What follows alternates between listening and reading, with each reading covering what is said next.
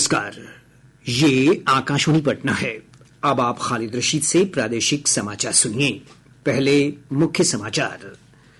प्रधानमंत्री नरेंद्र मोदी ने आज स्वास्थ्य क्षेत्र की 12,850 करोड़ से अधिक योजनाओं का उद्घाटन और शिलान्यास किया। 70 वर्ष से अधिक उम्र के बुजुर्गों के लिए आयुष्मान कार्ड योजना की भी हुई शुरुआत। श्री मोदी ने पटना एम्स में ड्रोन स्वास्थ्य सेवा, किडनी प्रत्यारोपण इकाई समेत विभिन्न अत्याधुनिक स्वास्थ्य सुविधाओं का किया लोकार्पण। मुख्यमंत्री नीतीश कुमार ने राज्य के 1.5 लाख बाढ़ प्रभावित किसानों के बैंक खातों में कृषि इनपुट अनुदान योजना की राशि अंतरित की। और आस्था और पारंपरिक उल्लास के साथ मनाया जा रहा है धनतेरस। बाजारों में खरीदारों की उमड़ रही है भीड़। अब समाचार विस्तार से।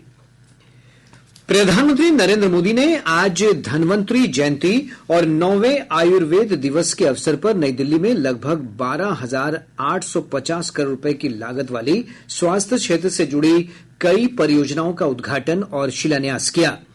प्रधानमंत्री ने आयुष्मान भारत प्रधानमंत्री जन आरोग्य योजना के तहत 70 वर्ष और उससे अधिक आयु के सभी वरिष्ठ नागरिकों के लिए स्वास्थ्य कवरेज के विस्तार का भी शुभारंभ किया। इससे हर वर्ग के सभी वरिष्ठ नागरिकों को स्वास्थ्य कवरेज प्रदान करने में मदद मिलेगी। बुजुर्ग माँ सोचती थी कि अपना इलाज कराऊं या नाती पोते की पढ़ाई। बुजुर्ग पिता सोचता था अपना इलाज कराऊं या घर के खर्च देखूं। इसलिए गरीब परिवार के बड़े बुजुर्गों को बस एक ही रास्ता दिखाई देता, चुपचाप तकलीफ सहो, चुपचाप मृत्यु का इंतजार करो। पैसे की कमी की वजह से इलाज ना करा पाने की वो बेबसी, वो बेचारगी गरीब को तोड़कर रख देती। मैं अपने गरीब भाई बहनों को इस बेबसी में नहीं देख सकता था। इसलिए ही उस संवेदना में से, उस दर्द में से, उस पीड़ा में से मेरे देशवासियों के प्रति पूर्ण समर्पण भाव में से आयुष्मान भारत योजना ने जन्म लिया है। इस योजना के तहत सभी बुजुर्गों का 5 लाख तक का मुफ्त इलाज उपलब्ध कराया जाएगा। आयुष्मान भारत योजना का लाभ मिलने पर कुछ बुजुर्ग लोगों ने प्रधानमंत्री नरेंद्र मोदी को धन्यवाद दिया है। राम बाबू बुजुर्गों के हित में 5 लाख दिया गया है। हेल्थ के बड़ा बीमार पड़िए उसमें दिखाने में उसको मदद मिलेगा, बिना पैसा का कार्ड दिखाइए। जगदेव प्रसाद गायघाट, सब जगह फायदा हो रहा है। देश में प्रधानमंत्री की तरफ से हमको भी फायदा जरूर होगा। बाल बच्चा भी इस पर भी कुछ फायदा होगा। बाल बच्चा देखेंगे, इस पर ध्यान देके बहुत अच्छा लगा। आयुष्मान कार्ड 5 लाख तक का इलाज का बहुत सहायक है। प्रधानमंत्री को इसके लिए बहुत बहुत धन्यवाद देते हैं। लंबे समय तक बने रहे, इस तरह का सुविधा को देते रहे। प्रधानमंत्री ने पटना एम्स समेत देश भर के विभिन्न एम्स संस्थानों में कई स्वास्थ्य सुविधा और सेवा विस्तार का भी उद्घाटन किया। श्री मोदी ने वीडियो कॉन्फ्रेंस के माध्यम से पटना एम्स में ड्रोन स्वास्थ्य सेवा, किडनी प्रत्यारोपण इकाई, कैंसर मरीजों के लिए हेला मशीन की सुविधा और नवजात शिशुओं के लिए विशेष नीकू वार्ड की व्यवस्था का लोकार्पण किया।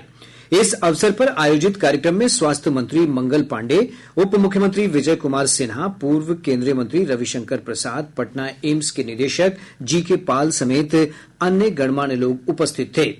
स्वास्थ्य मंत्री मंगल पांडेय ने कहा कि आयुष दिवस के अवसर पर प्रधानमंत्री की ओर से बिहार के लोगों को आरोग्य की एक बड़ी सौगात मिली है।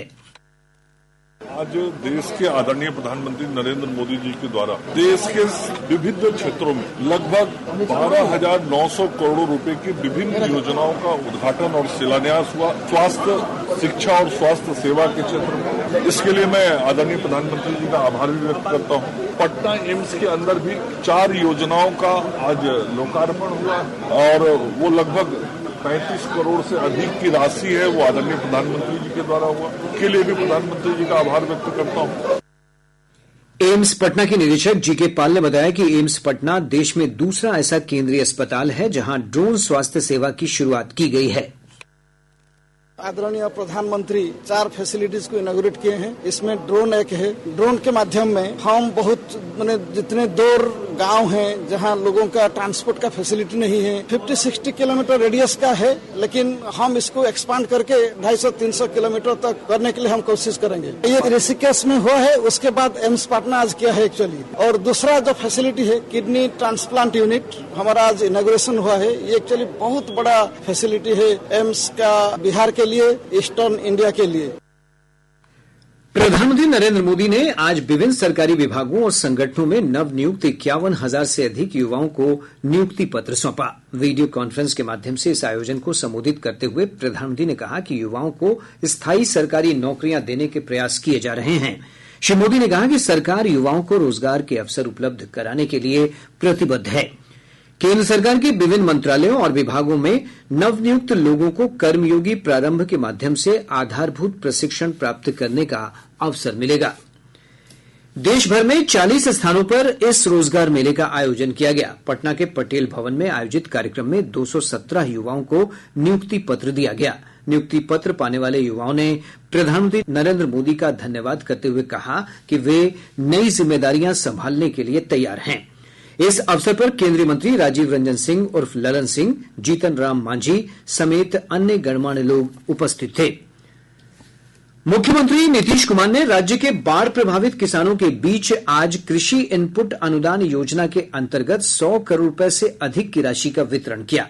पटना में एक अणे मार्ग स्थित मुख्यमंत्री आवास पर आयोजित कार्यक्रम में मुख्यमंत्री ने डीबीटी के माध्यम से 1.5 लाख किसानों के बैंक खातों में अनुदान की राशि अंतरित की। इस अवसर पर उप मुख्यमंत्री सम्राट चौधरी और विजय कुमार सिन्हा, कृषि मंत्री मंगल पांडे, जल संसाधन मंत्री विजय कुमार चौधरी समेत अन्य गणमान्य लोग उपस्थित थे। राज्य की 4 विधानसभा क्षेत्रों तरारी, बेलागंज, इमामगंज और रामगढ़ में 13 नवंबर को होने वाले उपचुनाव को लेकर प्रचार का कार्य तेज हो गया है। राजद, भाजपा, जदयू, हम, जनसुराज समेत विभिन्न दलों के नेताओं ने आज अलग अलग विधानसभा क्षेत्रों में अपने अपने प्रत्याशियों के पक्ष में प्रचार किया। निर्धारित कार्यक्रम के अनुसार कल तक प्रत्याशी नामांकन पत्र वापस ले सकते हैं। मतों की गिनती 23 नवंबर को की जाएगी। प्रादेशिक समाचार आप आकाशवाणी पटना से सुन रहे हैं। ताजा समाचारों के लिए आप हमारे एक्स हैंडल AIR_News_पटना पर जा सकते हैं। निर्वाचन आयोग ने आज राज्य के निर्वाचक सूची के प्रारूप का प्रकाशन कर दिया है। मुख्य निर्वाचन अधिकारी HR श्रीनिवास ने निर्वाचक सूची का प्रारूप प्रकाशन होने के बाद लोगों से अपने नाम मतदाता सूची में जुड़वाने, उसमें संशोधन करवाने के लिए आगे आने की अपील की है। इसके लिए राज्य भर में विभिन्न मतदान केंद्रों पर 2 नवंबर, 3 नवंबर, 23 नवंबर और 24 नवंबर को विशेष शिविर भी लगाए जाएंगे। मतदाता सूची में नाम जुड़वाने की यह प्रक्रिया अगले महीने की 28 तारीख तक चलेगी। मुख्य निर्वाचन पदाधिकारी ने कहा है कि लोग ऑनलाइन और ऑफलाइन दोनों माध्यम से इस प्रक्रिया में आवेदन कर सकते हैं। इसके अलावा इस दौरान BLO को भी केंद्र पर आवश्यक दस्तावेज दिए जा सकते हैं। पटना में निर्माणाधीन मेट्रो रेल परियोजना की खुदाई के दौरान हादसे में 2 मजदूरों की मौत हो गई, जबकि 6 अन्य मजदूर घायल हो गए। पटना के पीरबहोर थाना क्षेत्र अंतर्गत अशोक राजपथ के पास मेट्रो टनल की खुदाई के दौरान बोरिंग मशीन का ब्रेक फेल हो जाने से यह हादसा हुआ। पटना के जिलाधिकारी डॉक्टर चंद्रशेखर सिंह ने 2 मजदूरों की मौत की पुष्टि की है। जिलाधिकारी ने मामले की जांच के आदेश दिए हैं। उन्होंने कहा कि इसके लिए 3 सदस्यों की एक विशेष कमेटी गठित की गई है। पटना यूनिवर्सिटी से PMCH की तरफ हम लोगों का अंडरग्राउंड मेट्रो का काम चल रहा है। उसी में रात को 10 बजे एक दुर्घटना हुई है और उसमें जो लोको पायलट थे हमारे, उनकी डेथ हो गई है और एक और जो वहाँ श्रमिक काम कर रहे थे उनकी डेथ हो गई है। तो 2 लोगों की डेथ हुई है और 6 श्रमिक जो हैं उसमें घायल हो गए हैं। उन लोगों का इलाज कराया जा रहा है। उसमें से एक की हालत थोड़ी गंभीर है, बाकी 5 ठीक हैं। और जो 2 कैजुअलिटी हुई है वो उड़ीसा के रहने वाले दोनों श्रमिक थे और उसको नियमानुसार जो मुआवजा देय होगा उसको दिया जाएगा। धनतेरस का पर्व आज पारंपरिक श्रद्धा के साथ मनाया जा रहा है। धनतेरस को धन त्रयोदशी और धनवंतरी जयंती के रूप में भी जाना जाता है। इस दिन भगवान धनवंतरी की पूजा अर्चना की जाती है। ऐसी मान्यता है कि आज ही के दिन समुद्र मंथन के दौरान भगवान धनवंतरी अपने हाथ में अमृत कलश लेकर प्रकट हुए थे। इस दिन सोना चांदी के आभूषण और बर्तन खरीदने का प्रचलन है। माना जाता है कि इससे घर में सुख, समृद्धि और सौभाग्य की वृद्धि होती है। धनतेरस को लेकर राजधानी पटना सहित प्रदेश भर के बाजारों में सुबह से ही विशेष रौनक देखी जा रही है। आभूषण की दुकानों, गाड़ियों के शोरूम और इलेक्ट्रॉनिक्स तथा बर्तन की दुकानों को आकर्षक ढंग से सजाया गया है। राष्ट्रपति द्रौपदी मुर्मू, प्रधानमंत्री नरेंद्र मोदी, राज्यपाल राजेंद्र विश्वनाथ आर्लेकर और मुख्यमंत्री नीतीश कुमार ने लोगों को धनतेरस की शुभकामनाएं दी हैं। हमारे खगड़िया संवाददाता ने बताया कि जिले के विभिन्न भागों में नए सामानों की खरीदारी को लेकर लोगों की भीड़ उमड़ रही है। कैमूर जिले के विभिन्न बाजारों में भी रौनक देखने को मिल रही है। इस दौरान सुरक्षा के व्यापक इंतजाम किए गए हैं। हमारे अरवल संवाददाता ने बताया कि सोना चांदी और आभूषण की दुकानों पर विशेष भीड़ लगी है। विशेष तौर पर लोग माता लक्ष्मी और भगवान गणेश की मूर्तियां खरीद रहे हैं।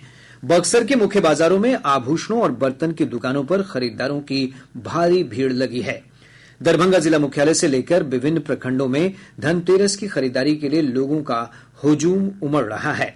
खरीदारी का ये दौर देर रात तक जारी रहेगा। इधर भगवान धनवंतरी जयंती को लेकर जिले में विभिन्न स्थानों पर कई कार्यक्रमों का आयोजन किया गया। शेखपुरा जिले में बाजारों में काफी चहल पहल देखी जा रही है। बाजारों में सोने चांदी के जेवरात के अलावा बर्तन खरीदने के साथ साथ बड़ी संख्या में लोग मिट्टी के दिए और पटाखे के साथ ही साथ मिठाइयों की खरीदारी भी कर रहे हैं। राजगीर में आयोजित होने वाले अंतर्राष्ट्रीय महिला हॉकी चैंपियंस ट्रॉफी प्रतियोगिता के सिलसिले में प्रदेश के विभिन्न भागों में निकाली जा रही ट्रॉफी गौरव यात्रा आज सीतामढ़ी पहुंची। जिलाधिकारी रिची पांडे और पुलिस अधीक्षक मनोज कुमार तिवारी समेत अन्य अधिकारियों ने यात्रा का स्वागत किया। उत्तर प्रदेश की राज्यपाल आनंदीबेन पटेल बिहार दौरे पर हैं। मुख्यमंत्री नीतीश कुमार ने आज पटना स्थित राजभवन में उनसे औपचारिक मुलाकात की। श्री कुमार ने उन्हें धनतेरस की बधाई दी। खगड़िया जिले के हरदयाल नगर के रहने वाले अंकुश कुमार ने यूपीएससी की सीडीएस परीक्षा में देश भर में 10वां स्थान प्राप्त किया है। अंकुश की इस सफलता पर जिले भर में खुशी का माहौल है। सीतामढ़ी के जिलाधिकारी रिची पांडे ने दीपावली, छठ और अन्य त्योहारों के दौरान सुरक्षा व्यवस्था को लेकर बैठक की। जिलाधिकारी ने अवैध पटाखा भंडारण करने वाले और मिलावटी मिठाइयां बनाने और बेचने वालों के खिलाफ अभियान चलाने के निर्देश दिए हैं। जमुई जिले के मोहनपुर थाना क्षेत्र में पुलिस ने छापेमारी कर एक 4 पहिया वाहन से अवैध हथियार के साथ 2 तस्करों को गिरफ्तार कर लिया है। मुंगेर जिले के श्यामपुर थाना क्षेत्र अंतर्गत गोवड्डा गांव में एसटीएफ और स्थानीय पुलिस ने कार्रवाई कर कुख्यात अपराधी राजा को गिरफ्तार कर लिया गया। पकड़े गए अपराधी पर मुंगेर और भागलपुर में हत्या, लूटपाट, रंगदारी और आर्म्स एक्ट के तहत कई मामले दर्ज हैं। पश्चिम चंपारण के नरकटियागंज और बलथर में पुलिस ने छापेमारी कर चोरी की 2 बाइक के साथ मोटरसाइकिल चोर गिरोह के 4 सदस्यों को गिरफ्तार कर लिया है। और अब अंत में मुख्य समाचार एक बार फिर। प्रधानमंत्री नरेंद्र मोदी ने आज स्वास्थ्य क्षेत्र की 12,850 करोड़ से अधिक की योजनाओं का उद्घाटन और शिलान्यास किया। 70 वर्ष से अधिक उम्र के बुजुर्गों के लिए आयुष्मान कार्ड योजना की भी शुरुआत हुई।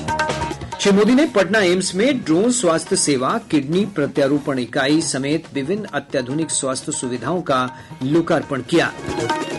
मुख्यमंत्री नीतीश कुमार ने राज्य के 1.5 लाख बाढ़ प्रभावित किसानों के बैंक खातों में कृषि इनपुट अनुदान योजना की राशि अंतरित की। और आस्था और पारंपरिक उल्लास के साथ मनाया जा रहा है धनतेरस। बाजारों में खरीदारों की उमड़ रही है भीड़। इसके साथ ही आकाशवाणी पटना से प्रसारित प्रादेशिक समाचार का ये अंक समाप्त हुआ।